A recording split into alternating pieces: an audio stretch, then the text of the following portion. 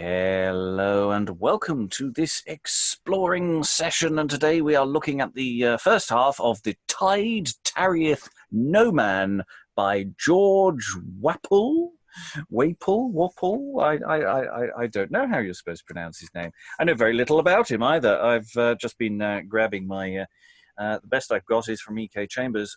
So George Wapull was a clerk of the Stationers' Company from the 29th of September, 1571, to the 30th of May, 1575. And then in 1584-5, the company assisted him with 10 shillings towards his voyage unto Norembigi in America. So he disappears in the 1580s. This play dates somewhere between 1516 and 1576 when it was printed. Suggestions is that it's on the later, that it is printed quite soon after its performance. It is relatively short and relatively doubleable. It is doubleable down to 4 voices, but we have more than 4 voices with us today. So going around the room, reading today Prologue, Prophet, Neighbourhood, and the Courtier is... Hi, I'm Greg, and I live in Stratford-on-Avon. Reading today Help and Tenant is... Sorry, I was not yawning. I'm here. I'm Eric. Yeah, I'm here. And reading Courage today is... Hello, my name's Sascha Cooper, and I'm a professional actress, performer, director, and writer from Brighton in the UK. And reading Furtherance, Greediness, and Wanton is... Hi, I'm Steve Longstaffe. I'm a scholar of early modern drama based in Lancaster in the UK. And joining us as Minister without portfolio, but will be co-opted into reading at least one of the songs is... Liza Graham, singer, actor, general theatre bod in London. And I am your host, Robert Crighton. I'll be reading what few stage directions there are in this text and generally moving things along. All of those names were very much for administrative purposes. All of the names are longer of the various characters that we have. But we're opening the play has a meaty prologue that Greg, I think, is going to open us with. So go prologue. As the worm, which in the timber is bred, the self-same timber doth consume and eat. And as the moth, which is commonly fed, in the cloth with her bread, and the same doth freet. So many persons are a damage great to their own country, which have them relieved, and by them their own country oft times is grieved.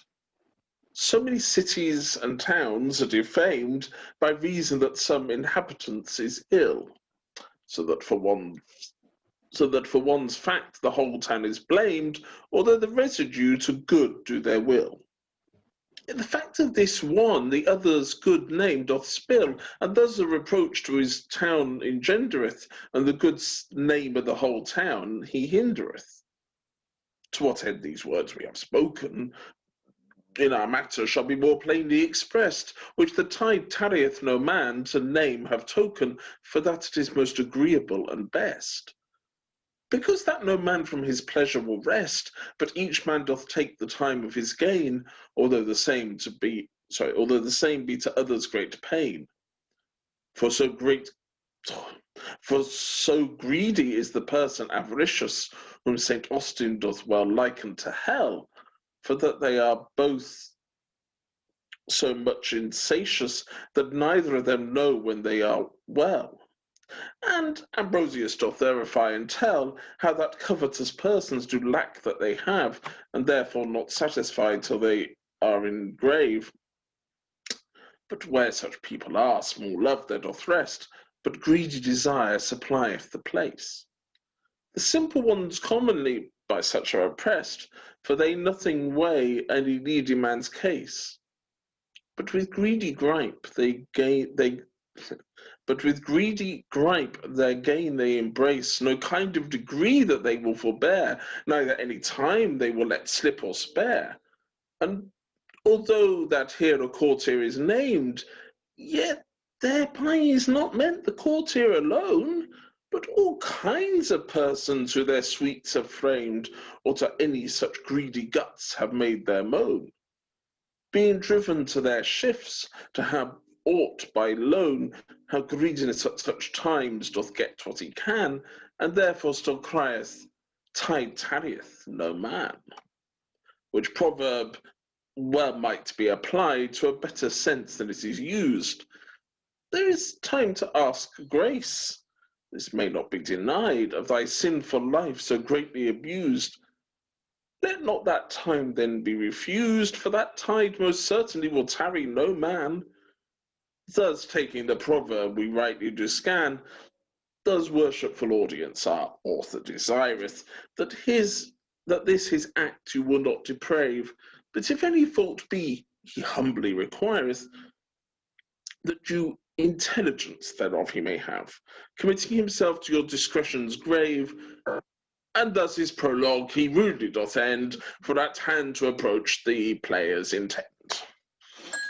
I quite like that. Yes, he's going to rudely end the prologue because look, they're coming on now. They're coming on now.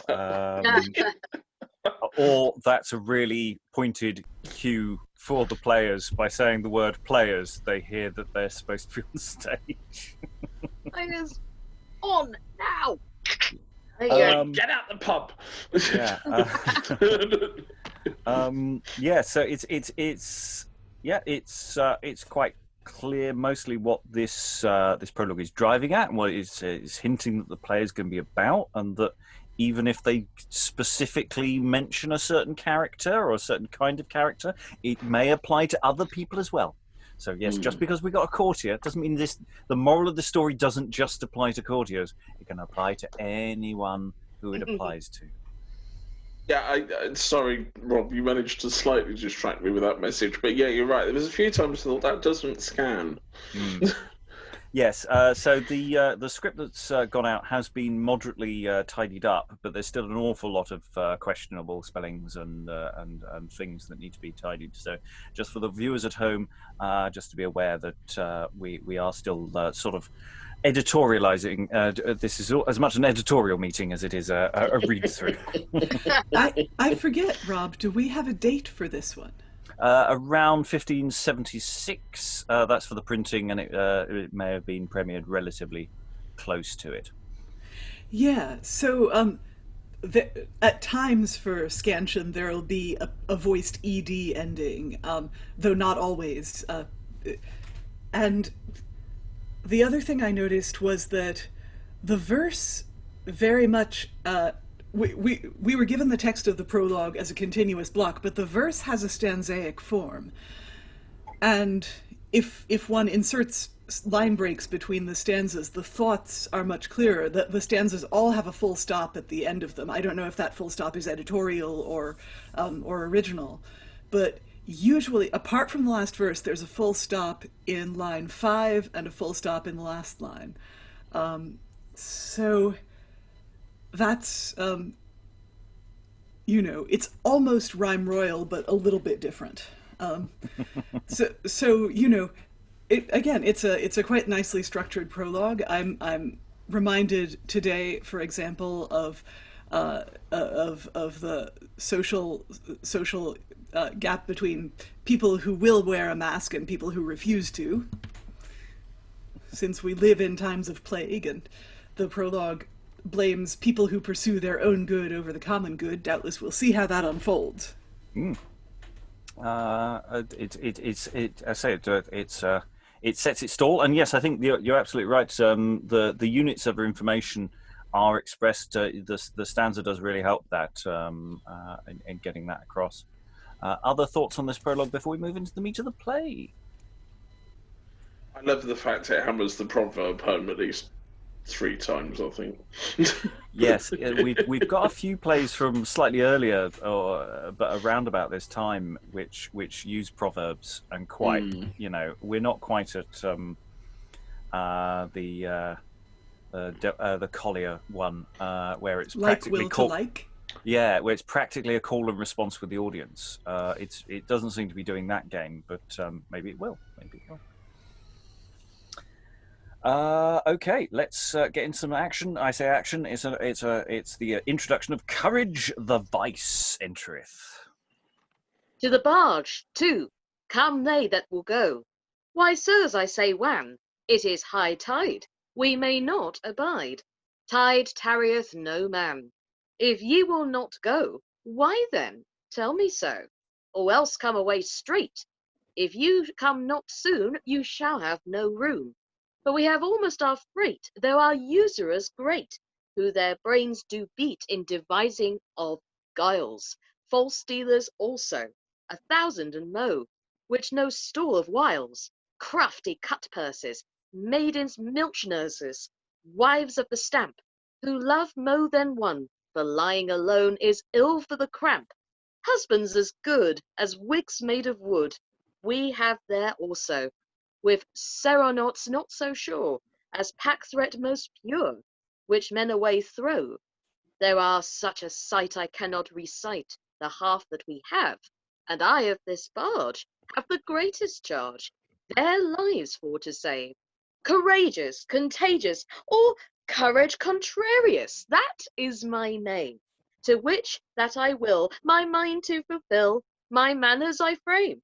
Courage contagious, when I am outrageous in working of ill, and courage contrary, when that I do vary to compass my will. For as in the bee, for certain we see sweet honey and sting, so I in my mind the better to blind, two courages bring.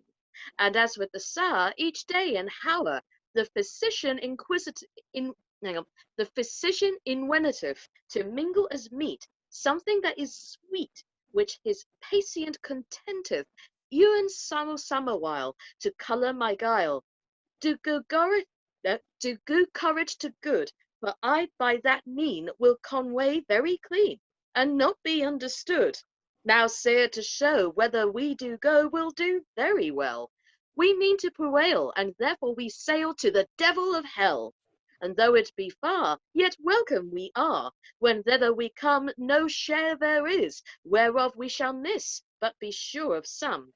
I courage do call, both great and small, to the barge of sin, wherein they do wallow, till hell do them swallow. That is all they do win. When come ye away, thus still I do say, as loud as I can, take time while time is, least that you do miss, tide tarrieth no man. With catching and snatching, waking and watching, running and riding, let no time escape. That for you doth make, the tide have no biding, but ebbing and flowing, coming and going, it never doth rest. Therefore, when you may, make no delay, for that is the best. I think we should just briefly pause after that massive bit of Skeltonics. Just also a brief note, Sascha, did you get the updated script? Note there's an updated script in the Dropbox. I did not get anything at all. Right, so there is an updated version of the script, which will be slightly more helpful, because I did notice that you might have been going from the old version. Oh, right, okay, hold on, let me see. So we will discuss the speech while you do that. So yeah, thoughts about that on this this massive. I say it's massive. It's they're very short line, and it's but it's a tour de force, isn't it? And how do you pace it? How do you rhythm it? How do you work it? Thoughts? I wondered, indeed, if the first stanza might have been intended to be sung. Obviously, I think all of it wasn't intended to be sung, but maybe the first. Who knows?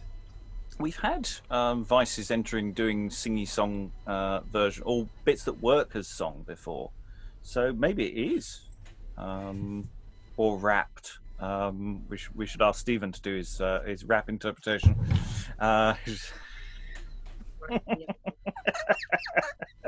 giving it a Paddington Bear stare. MC Longstaffe in the house. Okay, I've got it now. Excellent. But sort of to pick up on that, I mean, one of the key elements of rap is repetition of sounds in the middle of lines. Yeah. Is assonance. So what we've got here is lots of short lines, but that is effectively what rap does do, or one of the techniques of rap, is that you get chimings not just at the end of lines, but in the middle of them, and repetition and building is a big element of rap as well. So it's not completely gratuitous, I think, to make the comparison. Because we've got that sequence in the middle, courage contagious or courage contrarious, and that which keeps getting repeated, and it sort of leads us into the question: what do they mean by courage in this? You know, what you know, because it's not courage, I think, as we're thinking it. It seems to mean something slightly different. Is it impetuosity or something like that? You know, rushing in. The origin. Go ahead, Sascha. No. Honestly, Liza, you go first. Sorry. Well, this is something that Stephen also knows. That courage was sort of animal nature, right? It came from the heart, from the cœur. As like in the general prologue to the Canterbury Tales in Chaucer says, so pricketh him nature in her courage. So animal nature, animal spirits, life force, rarg. I'm writing that down. How do you spell rarg? As many R's as the situation demands. Yeah. Sascha. Yeah, funnily enough, I was thinking, strangely enough, two things. One, it's got a very lioness quality, because we always associate the whole thing with courage, lions being the leaders. But I mean, it's interesting because it's actually forced. And when I was reading it, it was like, even in that old version, I was forced. It's not your usual iambic pentameter. It's a very different rhythm, but it's faster. And it's because of that fastness, it gave me the impression that it's take action now, don't wait, impetuous, spontaneous, and especially with the reference to the souls waiting to go down into hell. What's he got to do with that? Is he the person who actually takes them down, or is he the person who gives them the courage to take the lead of faith? You know, so you could read it so many different ways with that, I think. Other thoughts, Eric? Well, especially where it goes like waking and watching, running and writing, all the verbs together. It's like you kind of have to go fast. It's not, I mean, like the way Sascha read it basically is kind of how I would imagine it like being performed as well. Also ebbing and flowing, coming and going. And it's like, okay, it's getting faster. Okay. And then ta-da, the end. Yeah. It is a rhythm. It is, as you say, a very hasty rhythm. There's also a sort of dance-like quality about it, which suits with a vice as a sort of, you know, as a sort of hurry along, but also mocking you, sort of. Sorry. Big fish, little fish, cardboard box. So... Only 90s kids remember. Yeah. Eric. I was just going to say that it's basically like 4-syllable and 5-syllable alternating sort of rhythm. That's, well, unless I've counted wrong, which is entirely impossible because, you know, my brain is not fully awake. But yeah, it's like it never doth rest, and then therefore when you may make no delay, that kind of just, it's too short to make it like too poetic kind of, but then it's very quick. It's sort of tripping itself up as it goes. I mean, it's a really quite tricky thing to do to make this sing. It's sort of fighting, getting into a pattern, even though it's very repetitious, if that makes sense. Stephen? I'm trying to remember the word. Is it syncopation? But what rap does is it will take something that looks really clunky on the page, and then it will, you know, it will chuck pauses in or elongations, and that would be the way that you would do that. I think if you were having to do it now, so you wouldn't just go time while time is. Can't hear you, Stephen. Yes, you've just cut out a bit, Stephen. Try again. Yeah, I can hear you now. We heard the bit about syncopation, and then you faded out. Okay, so I mean, instead of going take time while time is, least that you might go, take time while time is least that you do.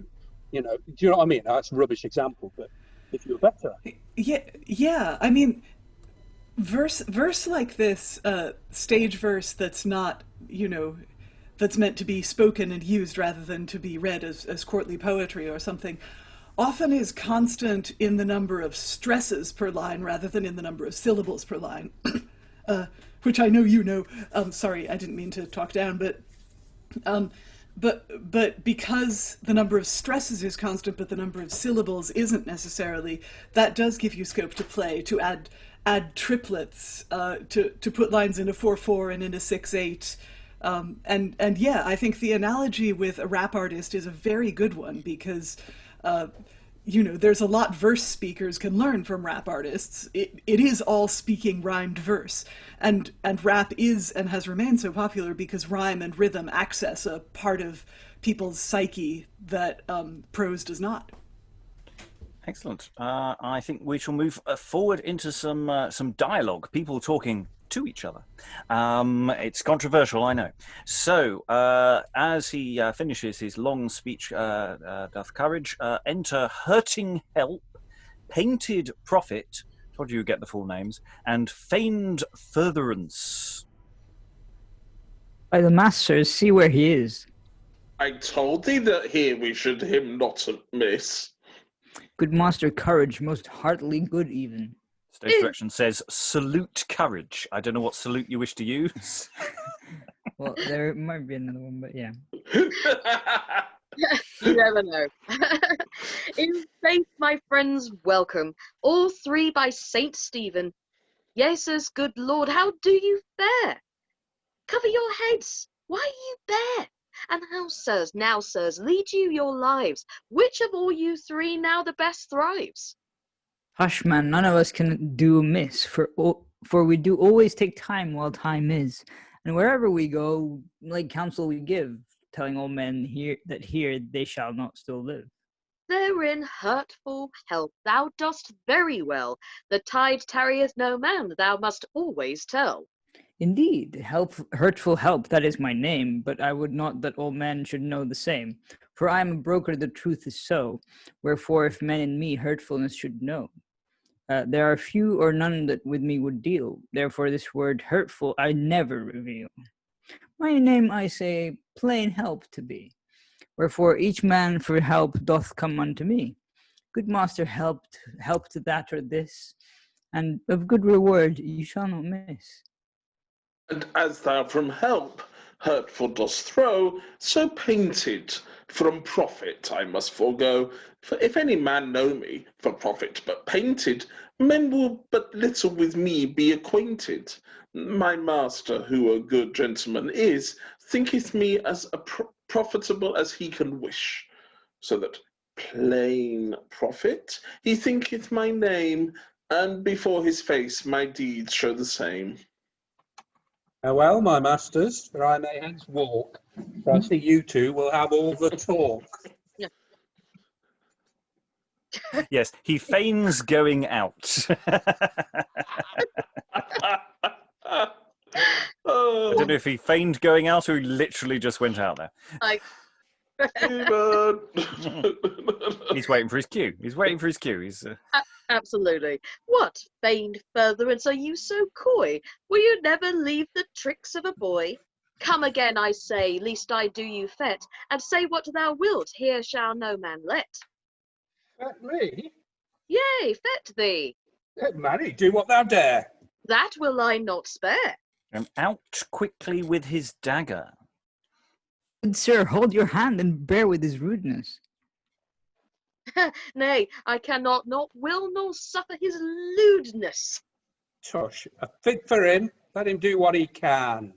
Alas, sire, who are you but a Marchhorn's man? Good sire, what you are we know right well.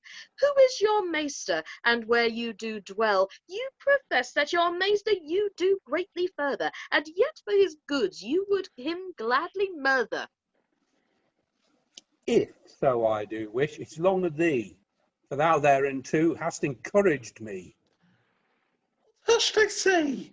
No more of these words, for approaching oft the preacher disturbs. Be friends again, as you were at the first. Let each man say the best and leave out the worst. I, for my part, do thereunto consent. And they shake hands. Then give me my hand if thou be content. Now we are friends, as at first we were. Therefore straightway thy mind let us hear. Truly, I mean to do even as do the rest. And for in my opinion, that is the best. And as hurting help hath hurting foregone, painted profit is profit alone. So I, feigned furtherance, henceforth do mine to be furtherance plain, leaving feign behind. Other men's furtherance to seek, I will say, yet will I seek mine own as much as I may. Else wert thou unwise, yea, and a very fool. Thou learn'st none otherwise, I trow, in my school. I am a schoolmaster for you three most fit, who endued you with courage instead of great wit. We are master, wilt thou take in hand? Why, we are as good as thou shalt understand. Alas, poor knaves, what could you three do if you have not courage belonging thereto? And what can courage do without help, as much as a kittling or suckling whelp? And by hurtful help, what am I the better? Being help to a hurt, I am no great getter. It is folly with thee thus to contend. We are as good as thou, and so do I end. Since that by words I can no mastery have, I would prove what my manhood will do, sire knave. Why art thou blind? Mayst thou not see that again thee one, we here are three? What can three do against one? I having courage and they having none. Therefore courage will claw you, or you go hence. Now defend yourself, I will see your fence. What courage, I say, thy hand now stay. Will you then consent to that which I say? There is no remedy, but we must consent. Sometimes it is good a fool's mind to content. Therefore I am content to be thine inferior, and I will from henceforth take thee for superior. And so will the residue, I trow also. If you say aye, sir, we will not say no. Well, sirs, then I will shew you my mind. But first I would describe you, each one in his kind. Thou, help, art a broker between man and man, whereby much deceit thou usest now and then. Prophet is one who by service in sight doth cause his master to think him most right. A profitable servant he thinketh him to be, because he is profitable, which he doth him see, and vain furtherance doth fan him to further his master and others, whom fain he would murder. Thus in seeking wealth you all do agree, and yet you profess other friends for to be. Ne quisque sapit, qui sibi non sapit. This saying I read when as I went to school, one not wise for himself is but a very fool. By my troth, and of that opinion am I, and in that opinion I mean for to die. Tush, why spend your time in speaking of that? While thereon you talk, in vain is your chat. For who helps not himself before any other, I'd count him a fool if he were my brother. And as I count him, all people do so. Therefore, cease this talk, and hence let us go. For some of us may chance to meet with a chiding, because that so long from home we are biding. Oh, by Saint Anne, I think therein thou say well, for I know whereof I am like to hear tell. Why, man, a little while breaketh no square. Hush, help hath excuse to clear that care. Yea, but already we have tarried too long. Why then, ye were best to go without a song. Oh, nay, I would tarry to sing, though therefore I should die. My help to singing I did never deny. Why then, sirs, have at it courageously. And because having everybody trying to sing together on a Zoom call is always a disaster, Liza, if you will do the song, please. Dear Lord, Okay, this one I'm just going to read it because I feel like I would screw it up if I tried to sing it.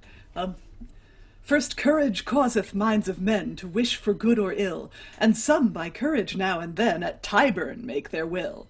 Health, profit, furtherance do feign, when courage doth catch in any man's brain.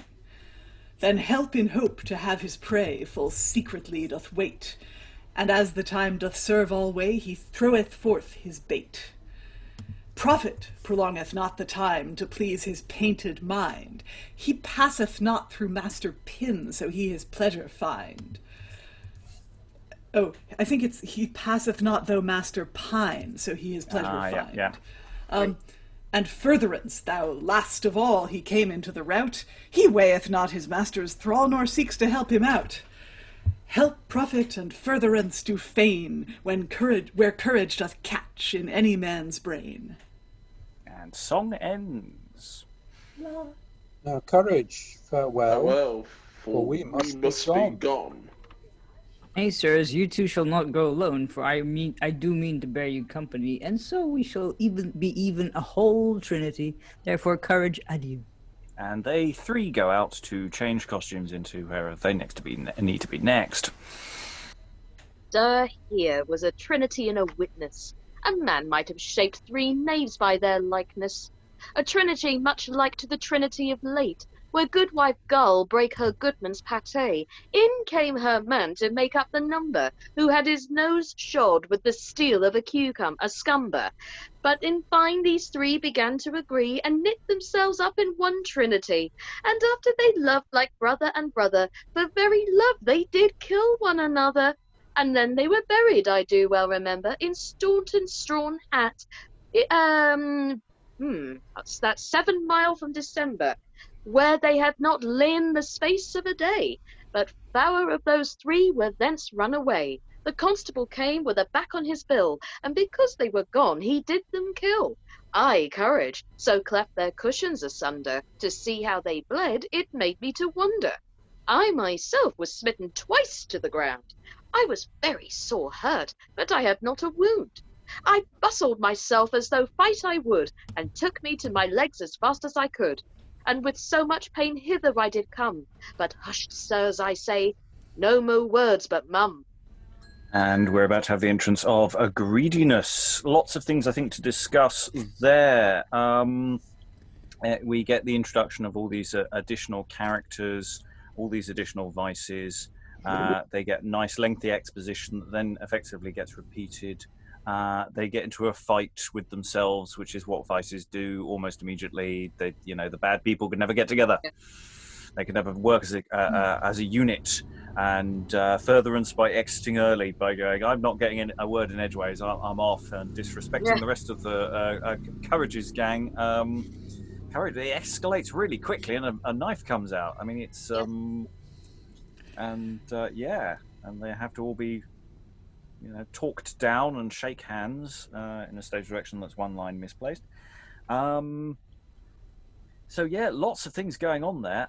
One question: what's the, I know what profit is, but what's the painted element of profit meaning? I didn't quite understand what was meant there. Any thoughts in the room? Painted could well be the fact that it's the material aspect of profit. Painted can indicate things like painted face makeup, stage makeup, or the luxuries. But it's, I would say painted being, what I would call shiny mindset. So painted, we always go for the surface rather than going with what's underneath. And if money can get that, great. So it's a fake share price. Oh God, yeah. An inflated share price, but in fact the profit underneath is not very high. Is that where we're going? I think that's what it is. I think it is a con job, that it's a false profit. It's the deal that looks really good if you buy into the pyramid scheme, and then you find out that they charge you $1 million to join the pyramid scheme, and therefore you can't make a profit. The profit, doesn't he say something about it's that someone else says about profit that Oh gosh, I who totally by service can't. in sight doth cause his master to think him most right. Was that it? Anyway, I'll find it. Carry on. Sorry. Stephen. In one of Prophet's speeches, the contrast is between painted and plain. So perhaps that's the common link between all of them, is that plain is straightforward, perhaps also with that overtone of clothing, so that plain clothing is somehow more English than sophisticated foreign clothing. So instead of having plain furtherance and plain courage and so on, we've got these modifiers. Yeah. But because the modifiers aren't there, everyone thinks that they're plain X, Y, Z. So that's quite an easy, quite a common sort of contrast in the period. The plain is the better, and therefore we know what the other one is because it's not the plain. Yes, it's interesting how with hurtful help, I mean, just by being really blunt, I'm here to help. I'm here to help. You're all doomed, of course. You're all. It's going to be terrible, but I'll help. I'll help. Well, help professes to help others while helping themselves, and I think that one of the links between all these characters is they're all aspects of self-interest. That feigned furtherance appears to further others, but only furthers himself. Hurtful help feigns to help others, but actually hurts them and helps himself. And painted prophet appears to profit others, but only profits himself. And I think that's why the fight breaks out so quickly, is that these are not characters who will give anyone else precedence or consideration. They will only think of themselves. What do we make then of the thing of is it Furtherance says, well, we better get home in case we get told off? Well, we need to get moving because people will be if they were these kind of kind of keyboard warriors, if you like, but they the mum's knocking on the door or something. Yeah, some of us may chance to meet with a chiding because so long from home we're biding. I mean, if it depends on who's performing it. It could be some, if they're all boys, then that makes a lot of sense. But yeah, I like the idea of a modern analog there. They're all in an internet chat room. Is there home hell? Is there? Sorry, say again? Is their home hell? Are they wary of being chidden by Satan? But then they speak of masters in this world as though they were servants to people. It seems a really domestic detail, which kind of it makes it a bit more interesting. All the kind of puffing and blowing that comes before it. But we'll see if it goes anywhere. It might not go anywhere. It might be just. Other thoughts before we move forward? I want to touch at least on Courage's last speech, because there are a couple of details in that we question of what was going on. And in Staunton's strawn hat, 7 mile from December, which is just all of those details. I mean, obviously, it's very much about courage going in and where angels fear to tread, basically, and getting out with his legs. But it's an odd one. Any thoughts? It seems like it might be referring to something that really happened, like an item of news or something that a ballad was made of. That sounds like a tale, to pick up your earlier reference. It sounds like the sort of something that would turn up in a jest book. All these details, you go, oh yeah, with the nose shot, yeah, that's right, I remember that one. Maybe there's the expectation that perhaps it's elaborated on as well, or that it's, that if it is a jest, that maybe it's longer, because it is to cover basically a costume change. for greediness. So and it's perfectly doable as a costume change if it is for 4 actors, which I think it's fair to say it probably was. It is the question of is there enough time in that speech? How quickly is that speech? Because it flowed very fast, actually. It did. It did. And even as I was reading it, there was that. I will agree with Liza. There is an element of maybe something that happened, because it seems very specific, especially with the Staunton Strong hat. But also, it gives a bit of an idea as to maybe the sort of role that courage is. If he's prepared to go in there and get out again, we're talking about a massive risk taker here. Or, to put it another angle, maybe it's too early to suggest this yet, but maybe courage is a version of the devil himself. Maybe. I don't know. Maybe too early to say. Just little things in the text.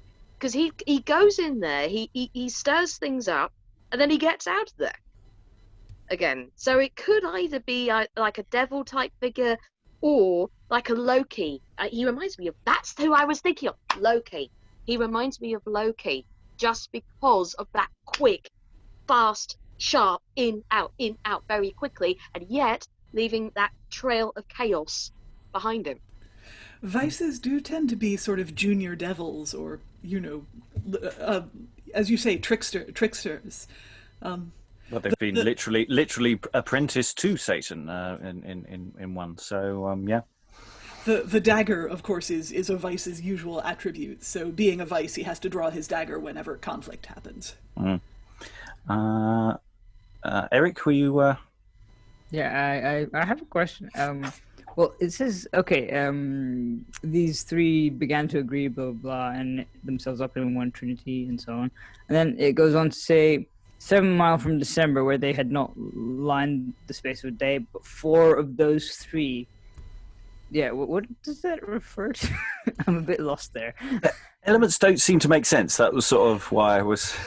Yeah. It may be deliberate nonsense, or it may, or it may be that the people, maybe they faked their deaths. Who knows? And then the constable came, and because he was gone, they killed them. Yeah, it's yeah. I think for the moment we'll draw a veil on that one and come back to it perhaps another day. We now have a scene. Enter Greediness, and this looks very much a two-hander for a while. So enter Greediness. Hush, talk not of that, for in vain you do prate. For none but fools that wealthiness do hate. What greediness, I say? Why, what is the matter? Maester Wealthiness, I would say, wherein do you clatter? What, old friend Courage, art thou so near hand? Marry, I will show thee how the matter doth stand.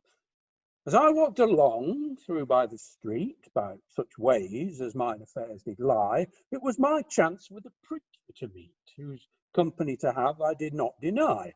And as we 2 together did walk, amongst other communication we had, the preacher break out with reproachable talk, saying that we citizens were all too bad.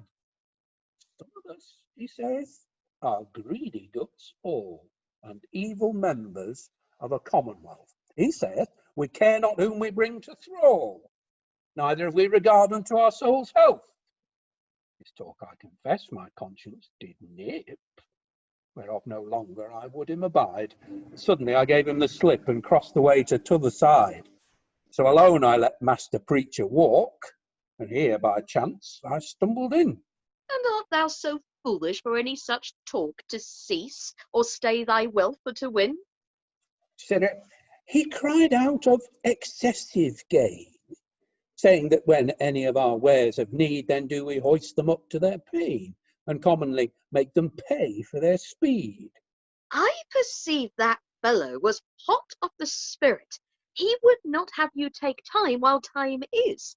If you follow his counsel, he will beggar you quite. But what answer didst thou give him to this? What Thou knowest my quality is such, that by contrary talk I use no man to blame. For although often my doings they touch, yet my talk always to the time. That excessive gainers were ill, I said for them it was a shame, and in all things else I pleased his will, and so I feigned myself without blame. Thou dost wisely therein, I commend thee therefore.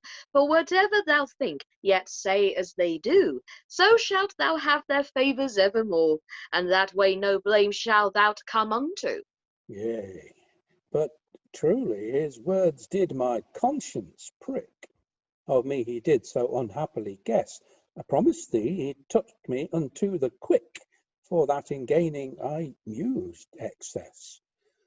My conscience doth tell me I have done amiss, and of long time I have gone astray, and 1,000 witnesses the conscience is, as Sallust in most plain words doth say. Why, doltish patch, art thou so unwise to quail for the saying of such a knave? Thou knowest all the world will thee despise, and a begging thou mayest go, if that naught thou have. And how shalt thou have aught, if thy gain be not great? Consider this well in thy mind. Remember thy house, and thy wife that Pete must still be kept in their costly kind. Therefore, take the time, while the time doth sorrow. Tide tarrieth no man, this thou dost know. If thy goods decay, then mayest thou sterrow. So doing thou seekest thine overthrow. Indeed, as thou sayest, it doth me behove, not so rashly to lay my gaining aside, lest so myself a fool I do prove, by shooting from my profit so wide. I consider my wealth is now at good stay, which I would be loath should be impaired. Once rich and after in decay is a miserable thing, as Hyams hath declared. Therefore I mean thy counsel to take, lest of that misery I know the smart. Then is it too late any moan to make, or from such foolishness to revert. Therefore, courage, adieu unto thee, for it behoveth me hence to depart. And indeed he does depart. Adieu, wealthiness, till again we see. Adieu, great greediness, with all my heart. Hath not courage contagious now shewed his kind, by encouraging greediness unto evil, which late was drawing to a better mind, and now again doth follow the devil? And enter help with no good neighbourhood. Lo the neighbourhood where courage doth stand. What good, no good neighbourhood? Give me my hand. Those two first syllables might be put out, and then thou hittest my name without doubt. Why is not so good neighbourhood thy name? Put away no goods, and see how it will frame. For if thou do put away no good, there resteth no more but neighbourhood. Then is it neighbourhood, neither good nor bad? Nay, though we leave the first, it is good the next we had. For leaving out no, put good to the rest, then is it good neighbourhood, thus I think is best. Nay, I will have them both too left out, because of my name men should stand in doubt. For if no good neighbourhood I be named, then of all men I shall be blamed. And if that good to neighbourhood I have, men will say I do praise to crave, so I will leave out both no and good, and I will be indifferent sole neighbourhood. Then neighbourhood be it, if so it shall be. And neighbourhood, what is thine errand to me? Sir, my coming is for occasions two. The first is for your counsel, what were best to do in a matter which I have lately begun, if I shall proceed, or else leave it undone. The second is, if I shall proceed, that you will stand my friend if I need. Assure thyself thereof without doubt, therefore shew me the matter thou goest about. I thank you, sir, even with all my heart, and I trust also that help will do his part. Doubt not that, but I will to thee will be cleaving. Therefore proceed and show him thy meaning. Then, sir, this is the matter, if it shall please you to give ear. I have a neighbour who dwelleth to me somewhat near, who had a tenement commodious in feet, to which tenement I bear a love very great. This man, my neighbour, as far as I can learn, hath in his tenement but a short term, 4 or 5 years, or thereabouts, which term you know will soon be worn out. Now, sir, might I in reversion a lease thereof have, I would give the landlord even what he would crave. And who is the landlord thereof, can you tell? Oh, Master Greediness, a man whom you know right well. He is one which never did money hate. Why then, speak in time, lest thou be too late. The tide tarrieth no man, the proverb have said. Therefore see no time herein be delayed. Master help here shall be to thee a stay, for with Master Greediness he beareth great sway. I will do for him what lieth in me. And then to your pains I will gladly see. Doubt not then, but thou shalt have my mind, thy mind.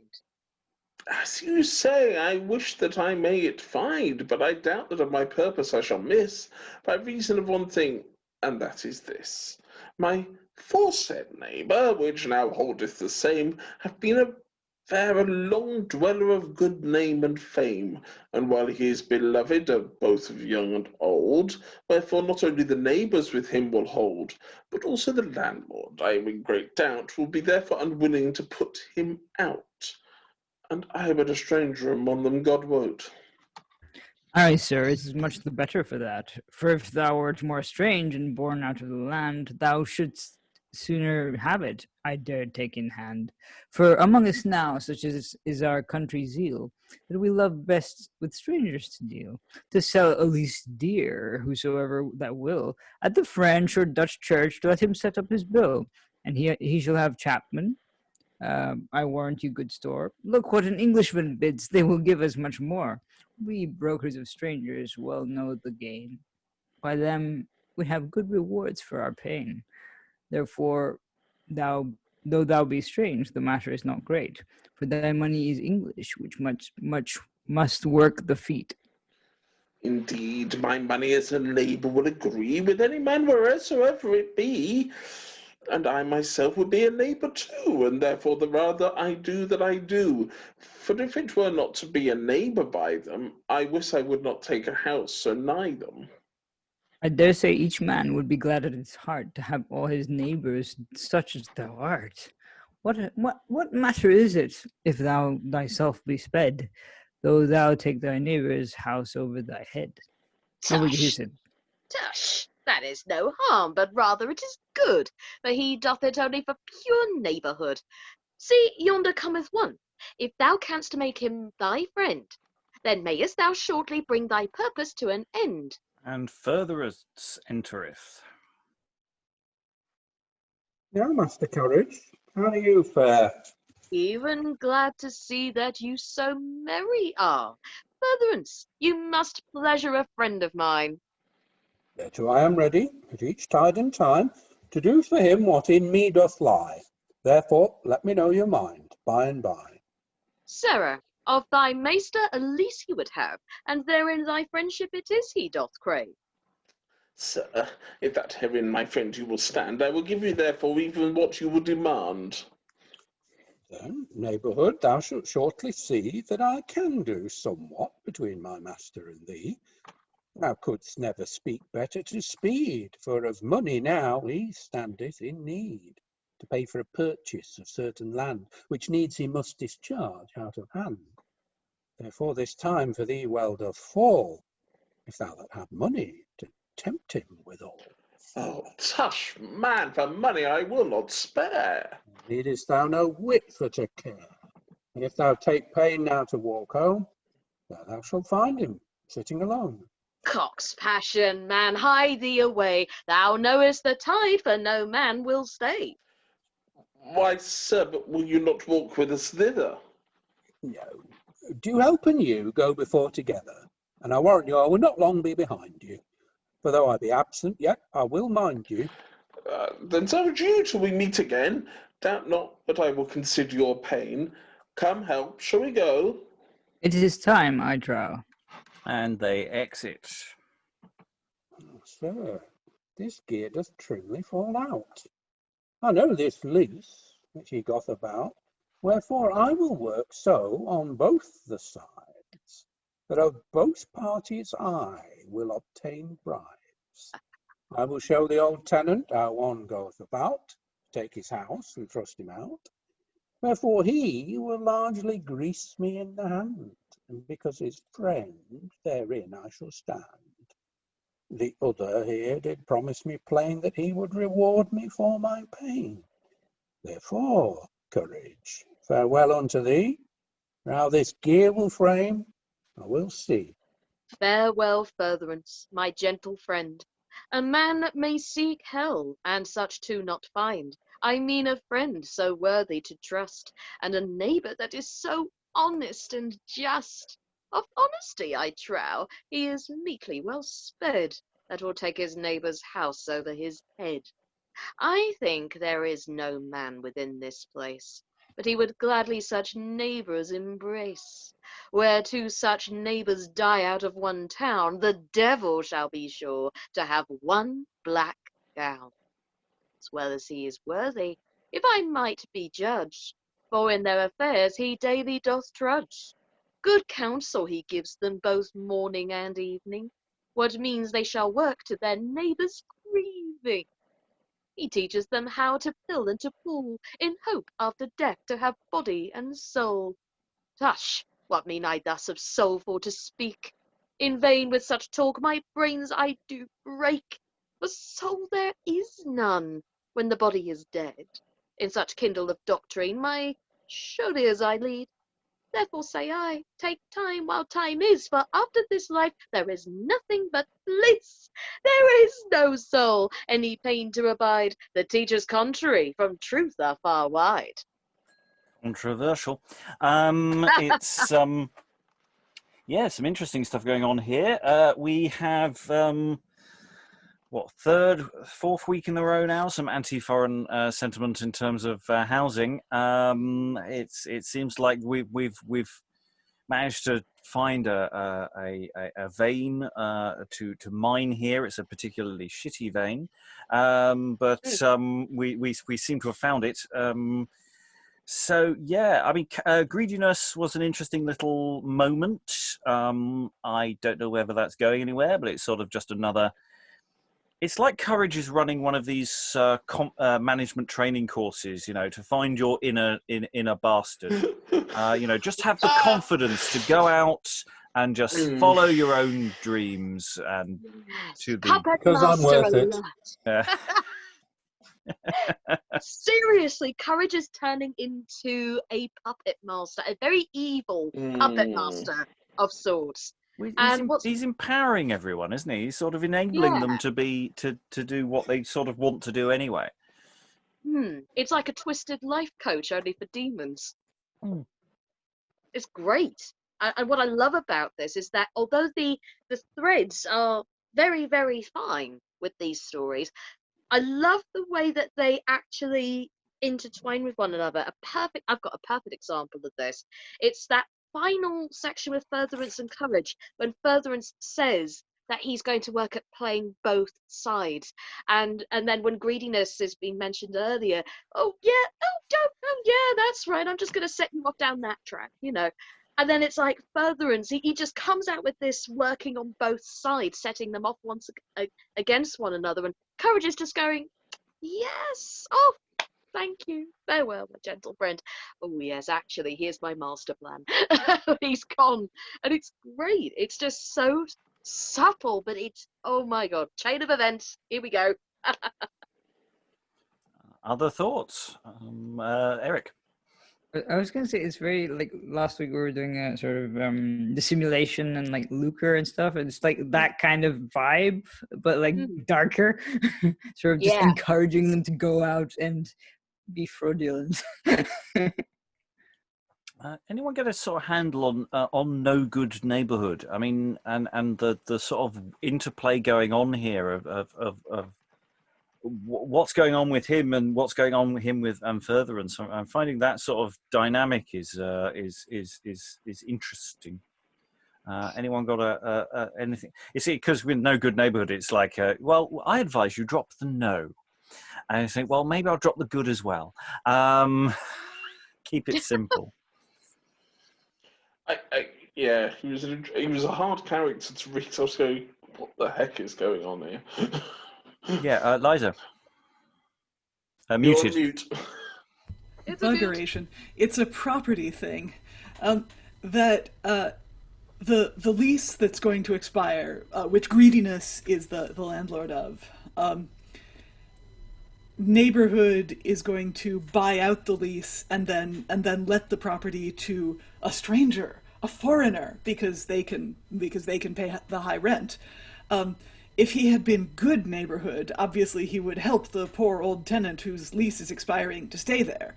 But because he's no good Neighbourhood, he says, what is it? He says something about, my money I will be neighbor to any man as long as he has money enough, you know. So again, this is a self-interested vice masquerading as a virtue, that Neighbourhood seems to have means enough to control who his neighbors are, but he doesn't control it morally. He's simply swayed by gain, and with a side helping of xenophobia. And the other thing, of course, is as people have flagged up, that Greediness is going to take the money because he doesn't care. Feigned Furtherance is going to pretend to further it and not really further it, because he's going to work both sides.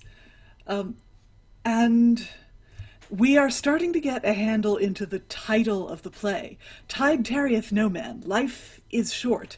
So according to these characters, you might as well make all the profit you can, because you are going to die soon, so you might as well live as well as you can in this life.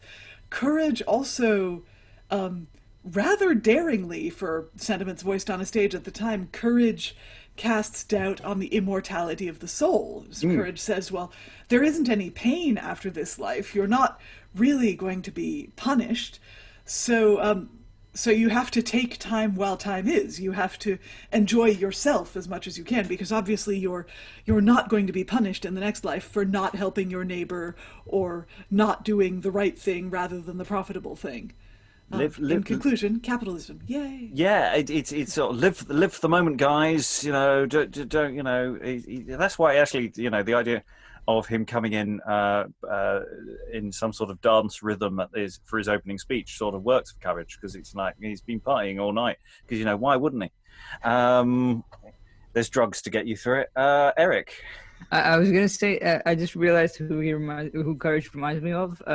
Fagin from Oliver Twist, just like sending all his minions out into the world and like playing the field, basically, like sort of. Oh, do you know what, Eric? It's funny you say that. I wondered why the song "You've Got to Pick a Pocket or Two" popped into my head, and you just clarified that for me. My pleasure. Thank you. Other thoughts before we move on? We get the sense of, rather than just being evil, we get a sense of a nascent plot is now building. It's a property thing. And so we now have the entrance of a new character, having just Courage just said there is no immortal soul. Great. I mean, you're right. That really, when I say controversial in that sort of deadpan way, it was sort of just going, wow, that's quite a sentiment. It really is. I am surprised they let them print that. Well, I suppose, you know, you could always argue we mean the opposite. We mean the opposite, guys. But yeah. Anyway, willing to win worship, a name you will not hear again very much, I don't think. Enters. He enters courtier-like and is referred to as basically a courtier from now on. So, willing to win worship. That's an interesting name. Discuss later. Oh, so my heart is filled with doubt. Which way I may work my worship to win. Shall I leave of courtiers so jolly a rout, and eke of ladies a company so trim? And shall I home to my cottage rude, there to live like a country clown?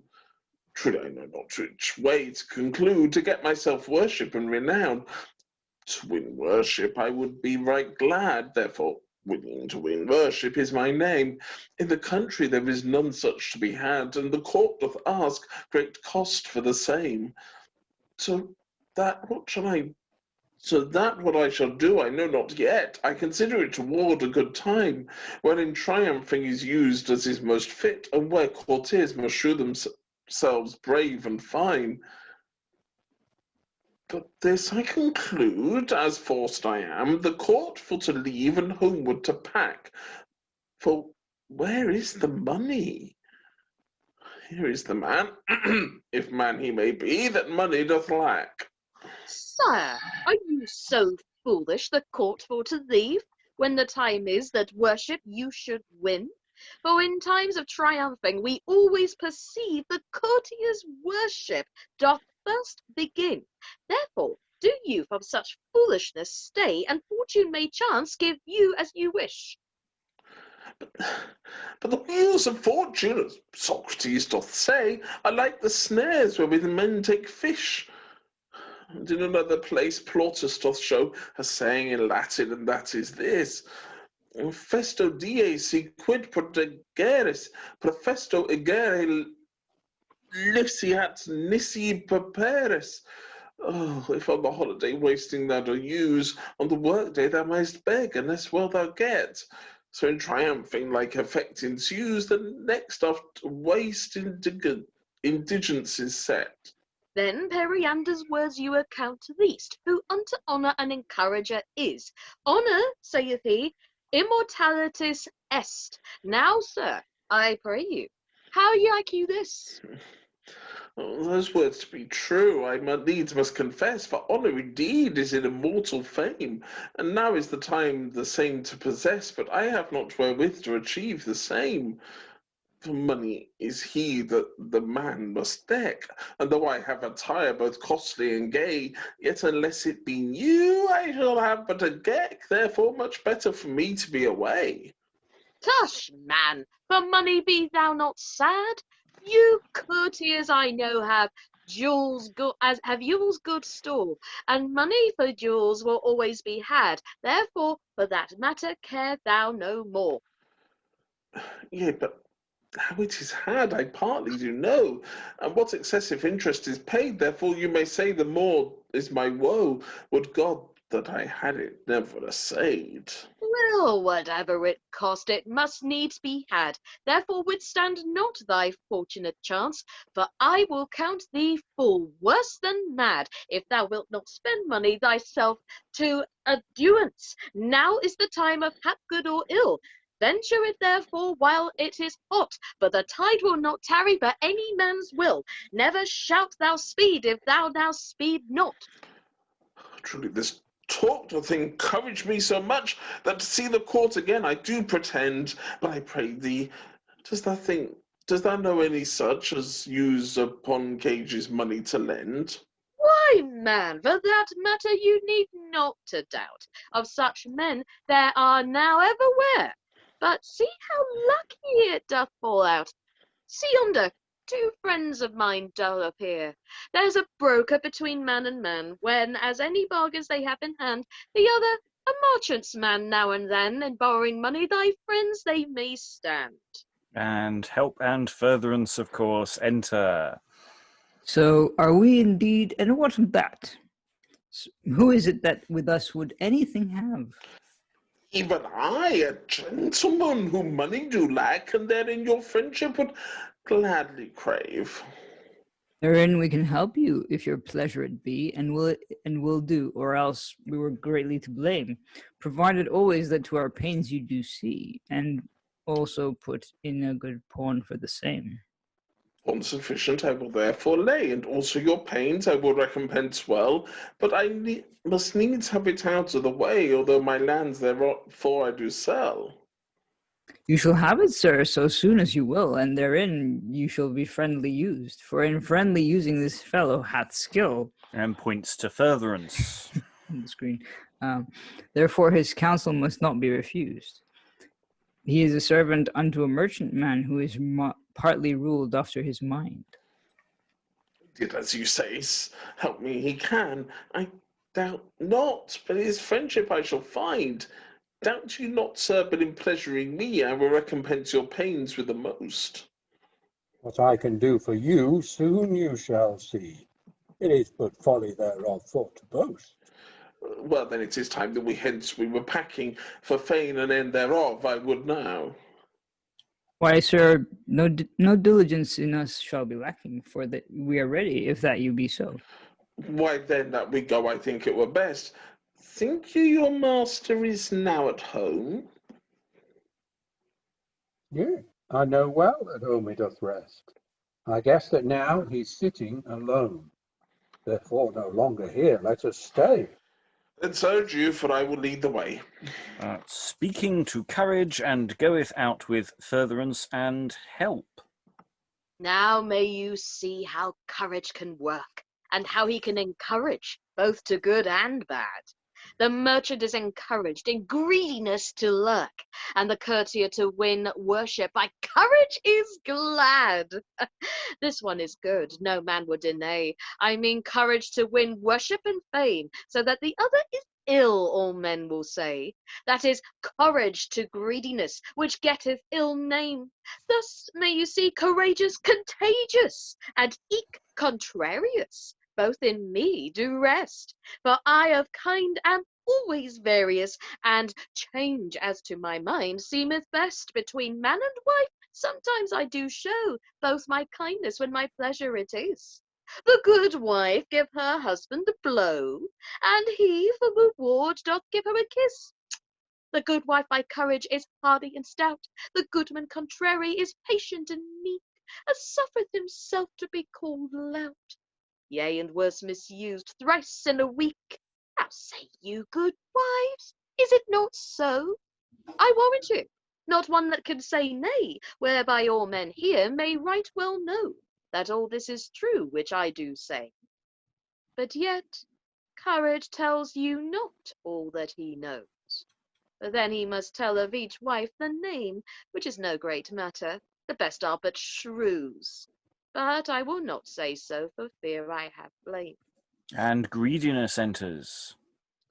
Now, courage, I say, what news in the coast? What good tidings abroad dost thou hear? Why, what dost thou hear? Hie thee home in a post, for I sent home a gentleman to seek for thee there. What is the matter that with me he would have?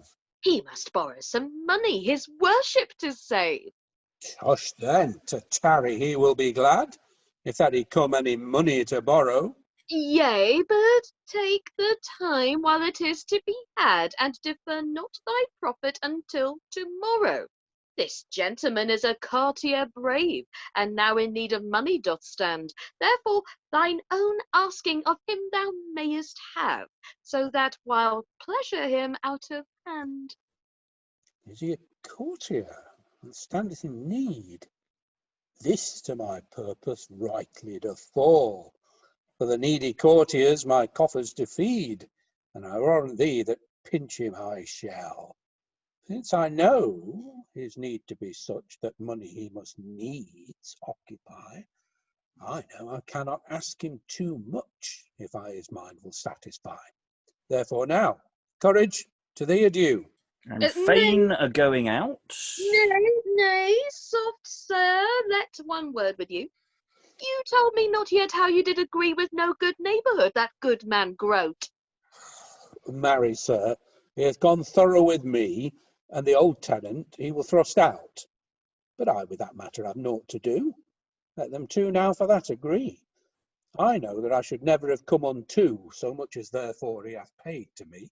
Therefore I might be counted mad if I to his proffer would not have tended. This profitable lesson, which of thee I had, the tide tarrieth no man, was not unremembered. And Prophet entereth. Godspeed, sir. I pray you show me if you can Did you not master wealthiness here about sea? Cock's passion, this is the gentleman's man, which at home doth tarry for thee. Sir, wealthiness is not hence far away. I am he, sir. What would you of me require? My master at home for your worship doth stay, and speak with you he doth greatly desire. If it be your pleasure home to repair, or if ye wills, he shall hither come.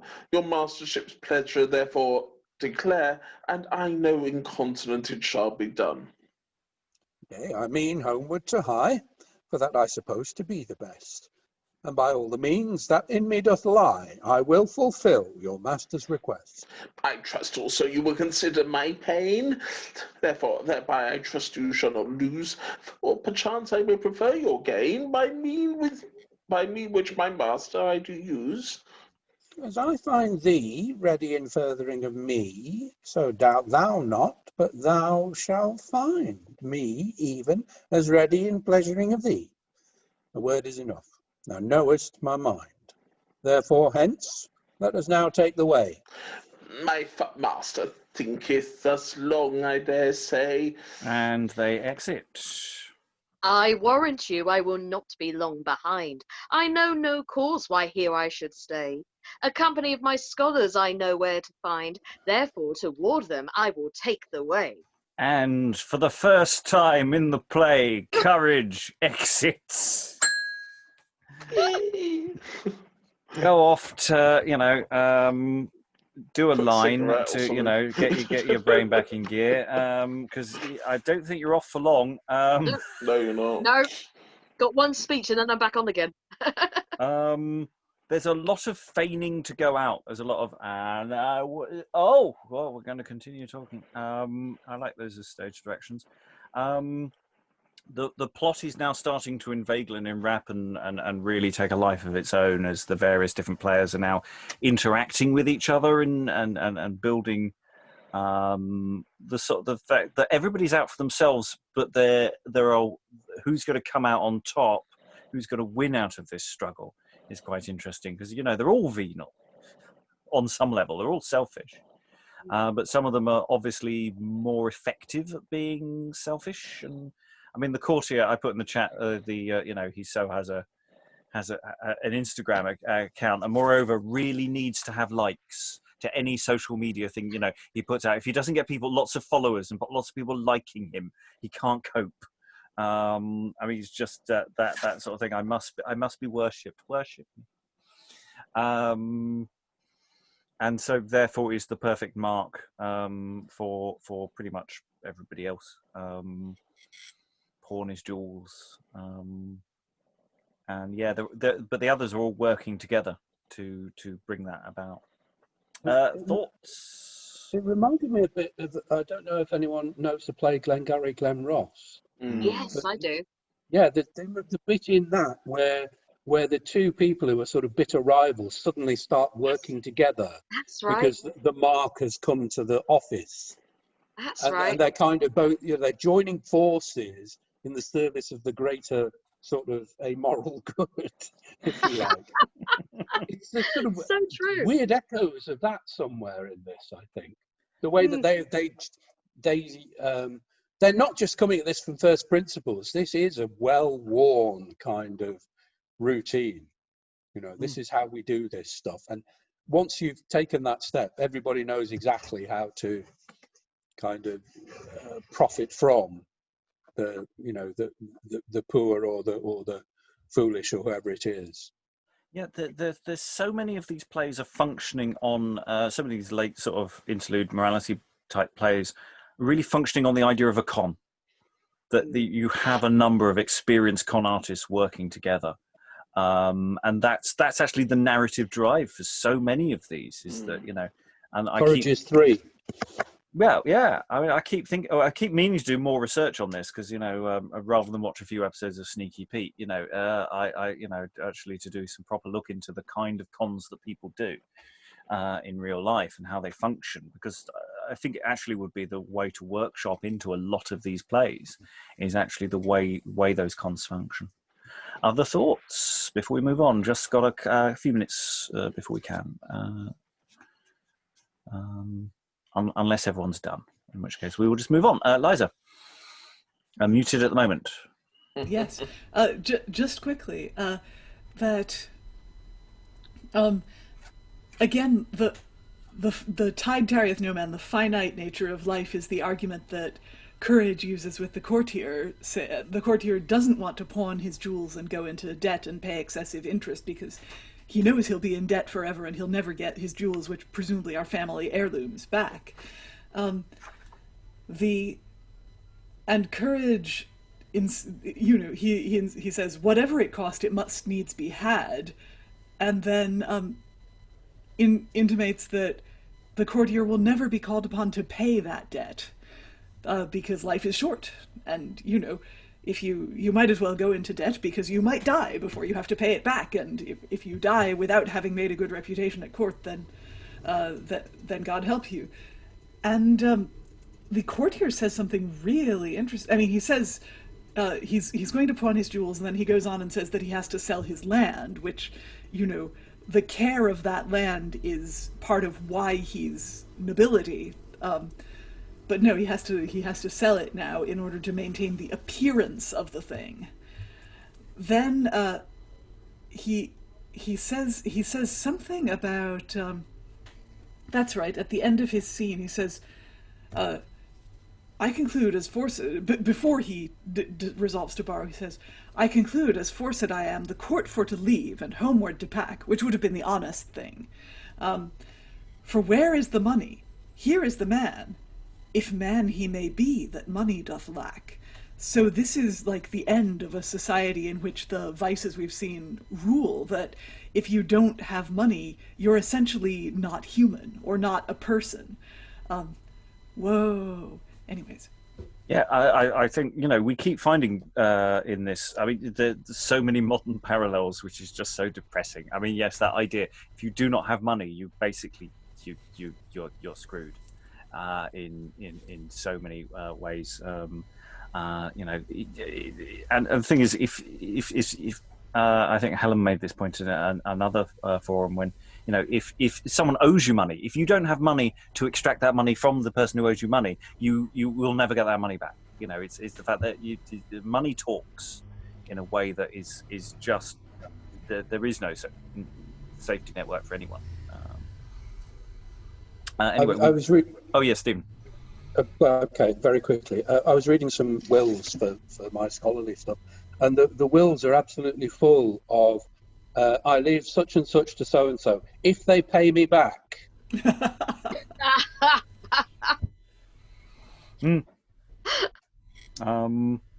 So Courage has exited. Courage has left the building. Released pop round for a quick one. The Tenant, who everyone's been talking about or has mentioned in passing, the Tenant tormented entereth. Whither shall I go, or which way shall I take, to find a Christian constant and just? Each man himself a Christian would make, yet few or none that a man may trust, but for the most part feigned, inclined to lust. As to insatiable covetousness most abominable, or some other vice most vile and detestable, it is well known what rigour doth reign in that cruel tiger my landlord Greediness, who in my house would not let me remain, but hath thrust me out with spiteful speediness, having no respect to my naked neediness, but altogether regarding his gain, he hath bereaved my living from me to my pain. What neighbourhood is may also be seen. My neighbour supposed is my deadly foe. What cruel chance to mine hath been, both mine house and living I now must forego. What neighbour is he that hath served me so, thus cruelly to take my house over my head, wherein these 40 years I hath been harboured and fed, and now being aged must be thrust out, with mine impotent wife, charge and family. Now how shall I live? I stand in great doubt, leading and ending my life in misery. But better do so than as they live by thievery, catching and snatching all that ever they can, because that, say they, Tide Tarrieth No Man. But God grant that they, in following that tide, loose not the tide of God's mercy and grace. I doubt that from them away it will slide, if they still pursue the contrary race, as daily they do God's laws to deface, to their own souls hurt and to their neighbours' damage, still following the instructions of cursed courage. I see whom I seek is not here to be found. I mean Christianity, constant and just. I doubt that in bondage he lieth fast bound, or else he is dead, and lieth buried in dust. But if he be living, to find him I trust. Therefore I find him. Till I find him, I will nowhere stay. Neither in seeking of him will I make delay. And enter courage. Ah, sirrah, I cannot choose but rejoice when I remember my pretty little boys, my scholars, I mean, who all with one voice cry, "We love courage," without other choice. The young imps I encourage and lead in riotous footsteps, so trimly to tread, that guilty and unguilty often they plead, and being found guilty, hang all save the head. The virgins which are but tender of age, rather than their trim attire such swage, their tales for new they will lay to gauge, to every slave, peasant, and page, the grand seigneurs, which in years are ripe, with covetous claws like the greedy gripe. Their poor, their brethren, from their livings do wipe, and evermore daunts after courage's pipe. Courage never in quiet doth lie, but the tide tarrieth no man, still he doth cry. Therefore work thy will by and by, that rich thou mayest be whenever thou die. And the maid Wilful Wanton enters. Of all misfortunes, mine is the worst. Truly, I think I was accursed. When I was an infant, not fully nursed, alas, for grief, my heart it would burn. I daily see women as young as I, which in white caps our door do go by. I'm as able as they with a man to lie, yet my mother doth still my wedding deny. She saith, for wedding, that I am unfit. Maids of 14 years, she saith, has no wit. And so every day she saith, I shall tarry yet. That would God I were but quick in the pit. God what, we maids abide much misery, and always kept in from having liberty. Of evil tongues we walk in jeopardy. Most people now are so full of jealousy, if a young man a maid do but kiss. Now say the people, you may see what she is. Where if I were a wife, nothing I should miss, but live like a lady in all joyful bliss. I right well do know the people's spite, because that to be pleasant I have delight. Therefore, past grace, they say I am quite, and a wilful wanton, my name they do write. Yet I trust in God, wants to see the day that to recompense their spite I may. If ever I be married, and bear any sway, then I know what I have to say. Therefore, good God, make me shortly a wife, or else shortly take away my life.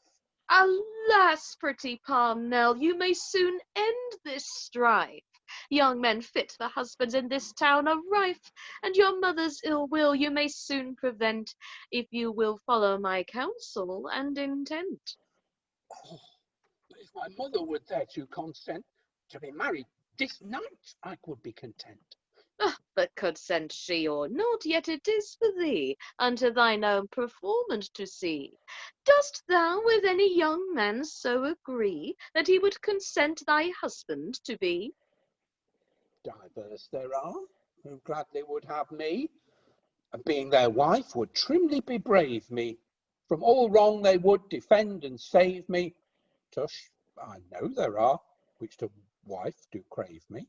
Then defer no time, if that thou be wise, for now to preferment thou art like to arise. The tide tarrieth no man, else the proverb lies. In delaying comes harms, thou seest with thine eyes. But by marriage all thy grief shall be eased, and thy joys shall manifold ways be increased. But alas, my mother will be so displeased, I know her wrath will never be appeased. And wilt thou, for displeasing of her, thine own preferment and fortune defer? Now art thou youthful thyself to prefer, and thy youthful beauty men's hearts may stare. But youthful beauty will not always last. The tide tarrieth no man, but soon it is past. Therefore to wedding see thou make haste, for now much time thou doest lose in waste. Oh, what comfortable words are these! Truly your talk doth me greatly please. I will not stint, but seek out always until that I have found some ease.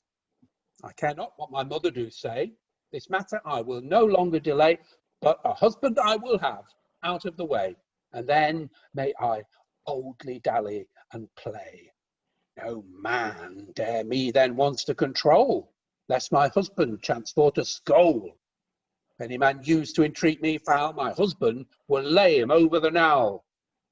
Does me good to think of the bliss which between new married couples is, to see their dalliance sometime in wis. It setteth my teeth on edge by guess.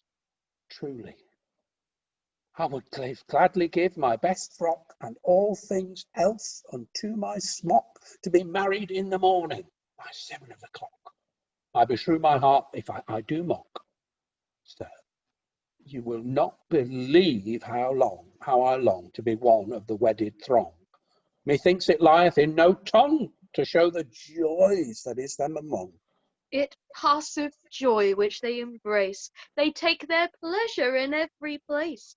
Like angels they do run their race, in passing bliss and great solace. Well, sir, I will no longer tarry, but some man out of hand will marry. Although from my mother's mind I vary, yet your words in mind I carry. Therefore, good sir, to you adieu, until again I meet with you. If I speed well, a good coat new to your part may chance ensue. And exit the Wanton. Alas, wilful wanton, my pretty Pete, my words have set her at such a heat. Now toward wedding her love is so great, that scarce she can neither drink nor eat. Now I courage in her do begin, so that for her mother she cares not a pin. Now her mind is a husband to win, to be unwedded she thinketh of sin. How say you, my virgins, every one? Is it not a sin to lie alone? When 12 years of age is gone, I dare say you think so, every one. Okay, lots of things to unpack from that one. I mean, it's really interesting. The 14-year-old girl, is that the age of this maiden is, who's desperate to be married. You know, marrying in haste is her desperate endeavour. You know, she doesn't want to be fast. She wants to be tied down as quickly as possible, and he encourages this. So yeah, I mean, there's no exit notes for the Tenant, but we can assume the Tenant is basically just exits after his "woe is me, woe is me." Is there one good Christian that I can find somewhere, anywhere? Any Christians anywhere? No, I'm off then. Can anybody? I know that stuff. But the Tenant's an old man as well. This is reminding me of other things as well. I can't remember what. Hospitality, yes, it reminds me of Hospitality being brutally murdered. I'm seeing a pattern here. I don't like it. No, but these plays are presumably feeding off each other. So, I mean, you know, this is only 4 years, printing-wise at least, 4 or 5 years before Three Ladies of London turns up. So maybe one is feeding off the other. So we have that thing about the lease, don't we? In Three Ladies. Yeah. And the introduction of the 14-year-old, that seems to me to be quite unusual, giving a bit of space to that, which is a very common occurrence, but one where it's I don't know, maybe it's just now, but it seems a lot less easy to fit into that kind of con thing. You know, the kind of sort of Volpone thing where it doesn't really matter. These people get con too much because they're all quite reprehensible. But this is, you know, she has a kind of analysis of her situation, which doesn't seem to me to be that wanton at all, really. It seems to me sort of teenage girl, you know, get treated with a bit of respect, being, you know, bossed around by my mother and so forth, you know. So I don't know, what do people think?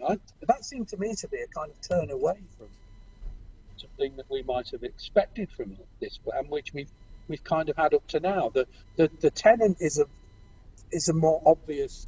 You have the con, then you have the victim, but this seems to me to be doing sort of different work, really. Liza. Yeah, that first of all, it's not just lust. She doesn't just want sex. No, she wants to get married. Yeah. Yeah. She's quite against the idea of just you know, being fast, as it were, in her mindset.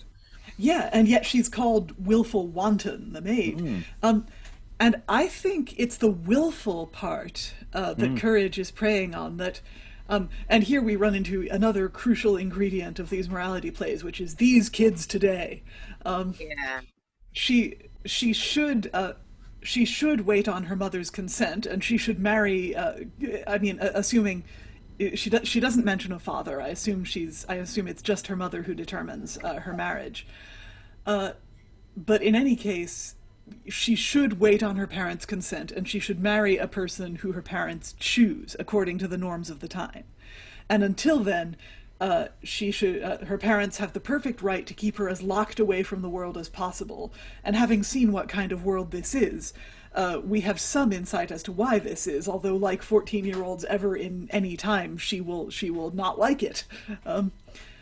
So we, as modern readers, can sympathize with a 14-year-old's desire for self-determination. But on the other hand, a 14-year-old's desire to get married might seem to us perhaps ill-advised. I'm reminded of a line from Les Liaisons Dangereuses, or Dangerous Liaisons, it is, that when it comes to husbands, one is pretty much as good as another, and even the least accommodating is less trouble than a mother. That no matter who she marries, she thinks it will be better than living with her mother. We know that's probably not the case, but then we're all older than 14. Yeah, and it's that age thing. I mean, it's that thing of, you know, the expectation of being married is still a way off for this girl. You know, the idea that people got, you know, married in a meaningful sense at 14 is a bit of a myth. You know, well into your 20s. So, you know, this is really, really willful, really willful. But it may speak also to the audience as much as who may be performing it. So if it may be performed by young people, but it may be for young people. And I really wonder about that with Courage's last lines from what we ended there. You know, if you say to a room full of 12, 13, 14-year-olds, how say you, my virgins, every one, is it not sin to lie alone when 12 years of age is gone? I dare say you think so, everyone. If you said that to a room of teenagers, that they you know, they might agree with that sentiment much more than an adult might. And so that speaks, I think, to context.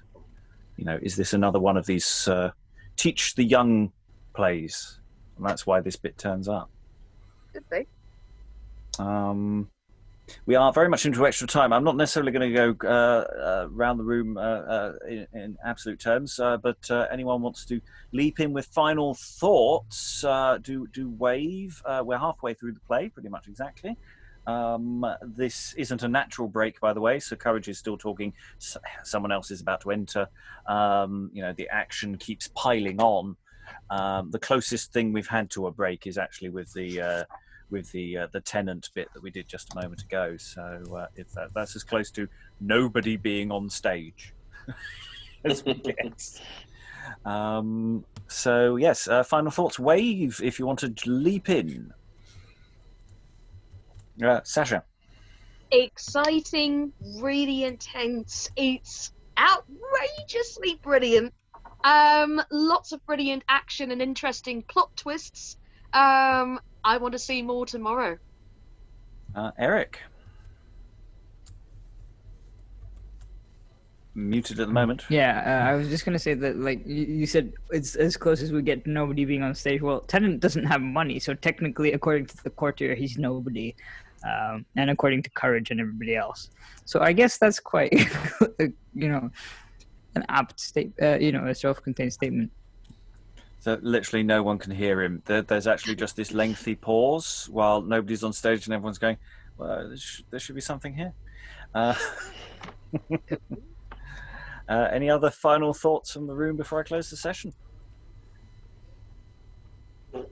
Okay, so we've got a really interesting play. It's occasionally a little problematic, but on the whole, its heart seems to be in the right place.